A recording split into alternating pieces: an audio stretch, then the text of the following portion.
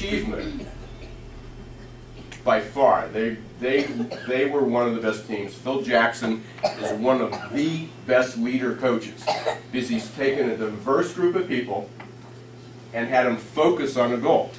And they won championships. But they were really, really different people.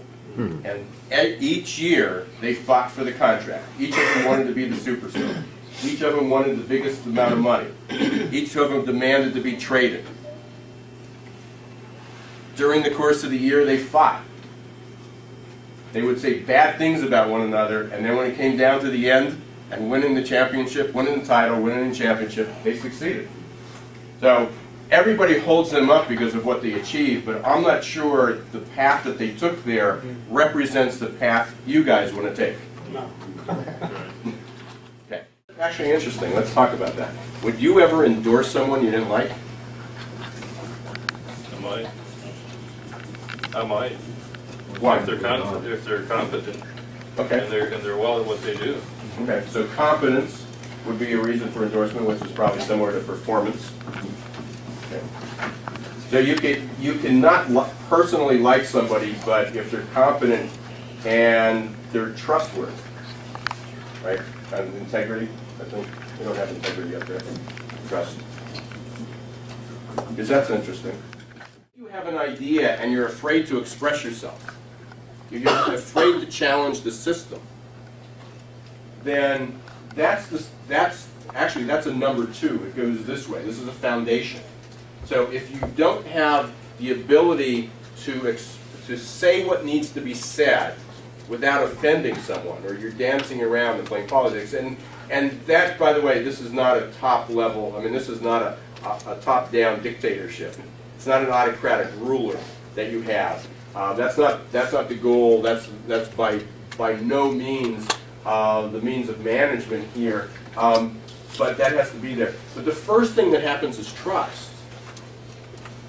If you don't trust anybody, you'll never get results. And what happens is everybody jumps in, ignores this subject. They don't want to talk about trust. They don't want to talk about the conflict. Let's not get bogged down. Let's not talk about what we disagree with. Let's only focus on what we agree on. And a lot of meetings run that way. You can predict it. If you did it tomorrow, and you do it the next day, and you do it the next day, some people will just say what's on their mind, and other people will, well, it depends. I mean, put it in the context. And so they will either ask a question or think about it.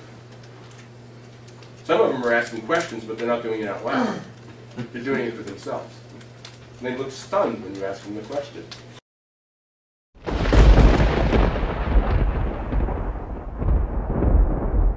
Over here, which is yellow and red. Actually, everybody's in the red. This whole zone is in the red. So the words, the body language, the tone, everything you use clashes a little bit. Don't you know it? So what happens is, what I would suggest as an exercise, we're going to do this throughout the year, okay? What I suggest is, and you can do this at staff meetings in an interim, is everybody, and we can pass this out, actually. You can send, well, it's in there. Oh, it is in there in the back. Okay.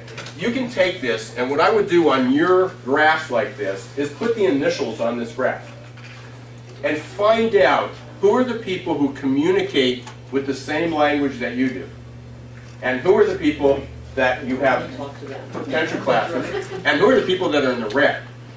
And then we'll talk about how you can use this report where you can share it with one another, because there's communication tips. And one of the communication tips is how to communicate with you.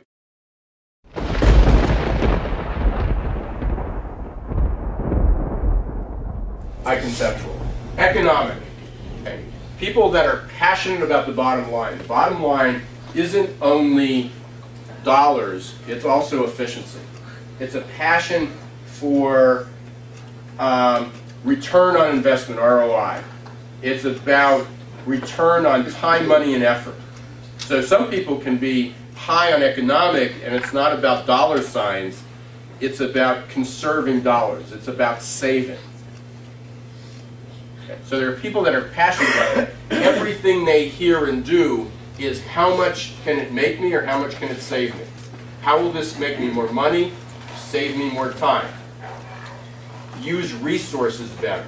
You do talk about that in some regard of, upkeep, downtime. When you talk about, that's an ROI statement. That's something that resonates well with people who are high economic.